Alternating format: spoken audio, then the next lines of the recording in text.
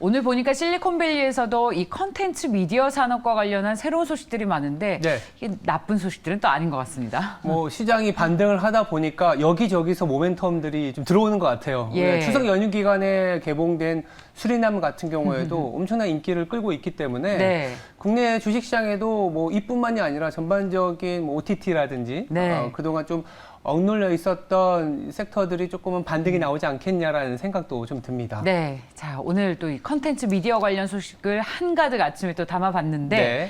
자, 앵커 브리핑을 통해서 오늘 전반적인 시장 한번 전망을 해보겠습니다.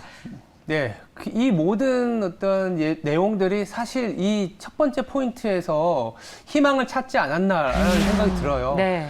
그러니까 지금은 다음 주 FOMC 때문에 블랙아웃, 즉 연준 의원들의 일종의 힌트와 가까운 연설들이 없는 주간입니다. 네. 다음 주 FOMC까지 없기 때문에 긴축의 강도가 심해질수록 아까 말씀하셨던 뭐 컨텐츠니 뭐니 다 사실 주가가 안 되거든요. 근데 이제부터는 뭔가 완화적인 스탠스가 나올 수 있다라고 하면 전반적으로 시장 내에서 그동안 억눌려 있었던 업종과 종목을 보게 될 텐데 오늘 저녁에 이제 물가 지표가 나오다 보니까 블랙아웃 기간에 조금은 가이드가 될 만한 물가 지표를 보고 시장은 좀 판단하지 않겠나. 물론 우리가 추석 연휴 기간에 미국은 이 물가 지표에 대해서 먼저 오른 감이 없지 않아 있습니다. 4일 연속 올랐다라는 거는 오늘 저녁에 발표되는 미국의 CPI는 8% 정도로 예상이 되는데 2달 연속 하락하는 거거든요. 그렇다면 데이터에 의존한 아직까지는 매파적인 발언은 하지만 그래도 9월에도 지금 미국의 휘발유 가격은 고점 대비 25%나 하락한 상황입니다. 그러면 2달 동안 하락했고 휘발유 가격이 지금도 하락하고 있어. 그렇다면 FOMC가 끝나는 10월 달에 발표되는 9월의 물가는 더 내려가 있겠네. 그렇다면 시장에서 이렇게 해석을 하는 겁니다. 비이상적인, 즉 정상적이지 못했던 큰 규모의 금리 인상, 우리가 이제 자이언트 스텝이라고 하는 부분들이 9월이면 마지막이지 않겠냐, 이런 생각이 지금 시장에는 유입이 되고 있는 겁니다. 그렇군요. 물가가 피크아웃을 칠 것이다. 여기에 가장 중요한 트리거는 유가였는데 그렇죠. 유가를 하향 안정시킬 수 있을 만한 새로운 소식들이 또 러시아와 우크라이나 관련해서 앞서서도 국면이 좀 전환되고 있다고 국면이 설명하지 전환이 않으셨습니까? 되고 있는 부분이고 뭐 현상 자체가 유가가 지금은 뭐 90달러가 깨져 있는 상황이지 않습니까? 예. 유럽에서 천연가스 가격도 고점에서 지금 300유로 하던 게 지금은 200유로가 깨졌습니다. 이 자체가 일단 시장에서는 물가에 대한 부담이 그래도 9월 FOMC 이후에 10월까지 크게 문제가 될 건 없는 것 같다. 이렇게 생각이 드는 부분이고요.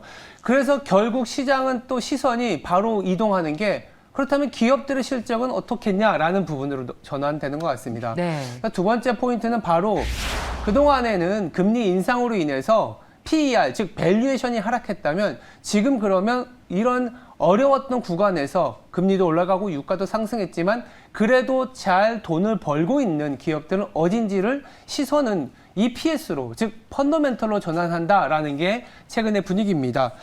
공교롭게도 올해 사실 실적이 하향 조정될 거다라는 우려는 있었지만 미국과 한국 모두 올랐어요. 미국 같은 경우에는 S&P 기준으로 지수가 12% 하락하는 동안 EPS, 즉 주당 순이익은 무려 10%나 올랐고요. 한국도 코스피 지수가 18% 하락하는 동안 4% 가까운 EPS가 올라갔습니다. 그만큼 밸류에이션, 즉 PER은 미국은 20%나 하락했으며 우리나라 같은 경우는 한 13% 정도 하락했기 때문에 이 PER 얘기를 왜 드리냐면은 그동안엔 금리가 올라가게 되면 밸류에이션이 하락합니다. 지금부터는 이제는 밸류에이션 다 하락했고 어디에서 EPS가 즉 기업의 펀더멘털이 좋은지를 전환하는 그런 국면으로 이동한다. 이렇게 보시면 될 것 같아요. 자, 이제 본격적인 실적 장세. 일단 그렇죠. 매크로 변수는 우리가 걱정했던 것들이 하나둘씩 좀 완화가 되고 있고. 맞습니다. 예, 유가 뭐 이런 부분들이요. 그렇다면 EPS, 기업의 이익이 본격적으로 좋아질 어떤 기업에 주목을 하자라는 것인데. 근데 이제 좀 한 가지 안타까운 건 세 번째 예. 포인트에서도 말씀드리겠지만 미국 같은 경우에 2분기에서 3분기 실적이 전분기 대비 늘어납니다. 근데 네. 한국은 2분기에서 3분기 넘어가는 이익이 좀 둔화되더라고요. 그렇군요. 아무래도 유가 영향이 강합니다. 우리나라 같은 경우에는 또 중간재를 수출을 많이 하고 네. 에너지를 수입해서 다른 나라에 팔아야 되잖아요. 근데 네. 미국 같은 경우에는 유가가 낮아지게 되면 자체의 소비가 있기 때문에 2분기 대비 3분기가 늘어나는 국면인데 한국은 2분기 대비 3분기가 컨센서스이긴 하지만 내려가고 있더라고요.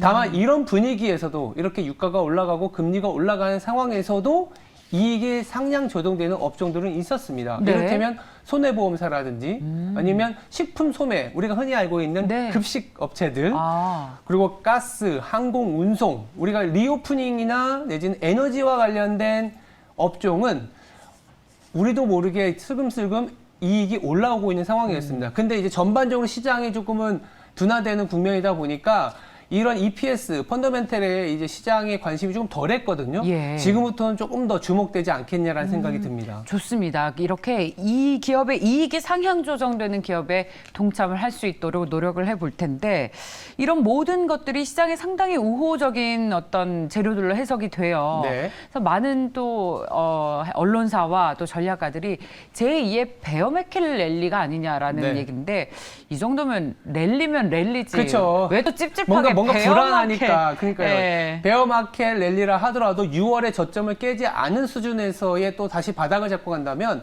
어느 순간 한 6개월 정도 랠리를 베어마켓 랠리라고 했는데 어느 순간 그때가 바닥이었구나라는 인식도 강해질 수 있는데 거기서의 키가 결국 이익일 것 같아요. 예. 지금 9월 FOMC 끝나고 10월 접어들면 또 4분기, 3분기 실적 시즌이지 않습니까? 네. 그래서 보다 실적이 잘 나오는 기업들 중심으로 투심이 조금은 몰려가게 되면 그 자체가 시장의 바닥을 만들어내는 하나의 재료가 되지 않을까라는 기대도 해봅니다. 이제 저는 앵커의 소위 시쳇말로 짬밥으로 네. 저점이 계속 올라가고 있는 랠리이기 때문에 배열을 뺀 랠리가 좀 시작이 되고 있는 게 아닌가라는 생각인데 네. 저희 앵커님이시자 투자전략 팀장께서는 네. 베어마켓 랠리로 보십니까? 아니면 랠리의 시작으로 여기십니까? 저는 이제 베어마켓이라기보다는요, 안도랠리의 안도랠리. 긴축으로 인한 인플레이션 리스크가 다운됐기 때문에 지금부터는 오히려 이익이 잘 나오는 기업들 중심으로 조금씩은 확산되는 경향이 있지 않겠냐. 그래서 결국 종국에는 내년 중반, 내년 초반부터는 좀 우리나라의 굵직한 시총 상위 종목들이 이젠 시장을 끌고 가는. 그렇게 보면 뭐 랠리이긴 랠리일 것 같습니다. 예.